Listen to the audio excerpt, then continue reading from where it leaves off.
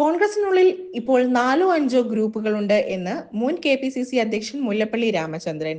കോൺഗ്രസിന്റെ പാർട്ടി സംവിധാനം താഴെത്തട്ടിൽ അതീവ ദുർബലമാണെന്നും തദ്ദേശ തെരഞ്ഞെടുപ്പിനെ ഗൗരവത്തോടെ കാണണമെന്നും അദ്ദേഹം പറഞ്ഞു.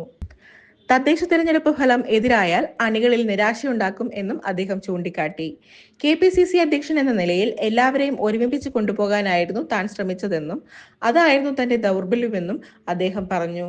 പുനഃസംഘടന ഗുണപരമായ മാറ്റമാകണം എന്നും അദ്ദേഹം അഭിപ്രായപ്പെട്ടു. മുൻപ് കോൺഗ്രസിനകത്ത് 2 ഗ്രൂപ്പുകളായിരുന്നുവെങ്കിൽ ഇപ്പോൾ 4-5 എന്നും അദ്ദേഹം പറഞ്ഞു.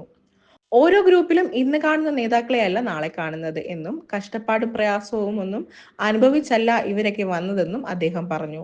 തണലായിട്ടും നിഴലായിട്ടും വാലായിട്ടും ഒക്കെ വന്നവരാണ് ഇവരിൽ പലരും. അതിന്റെ പ്രശ്നങ്ങളുണ്ട് അദ്ദേഹം പറഞ്ഞു.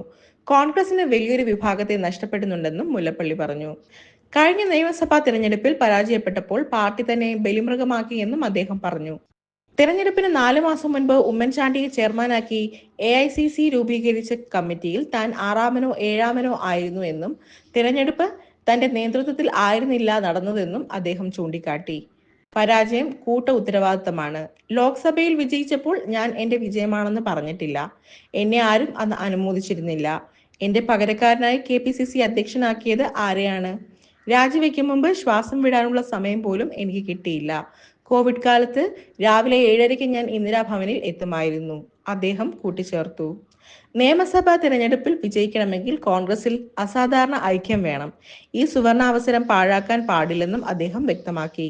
CPM ഏകശിലാ വിഗ്രഹം പോലെ മുന്നോട്ട് പോവുകയാണെന്നും സംസ്ഥാന സമ്മേളനം കഴിയുന്നതോടെ അവർക്കിടയിലെ അസ്വാരസ്യങ്ങളും അവസാനിക്കുമെന്നും മുല്ലപ്പള്ളി ചൂണ്ടിക്കാട്ടി. കോൺഗ്രസുകാർ തമ്മിൽ തല്ലുന്നുവെന്ന സന്ദേശം നല്ലതല്ല എന്നും അദ്ദേഹം കൂട്ടിച്ചേർത്തു.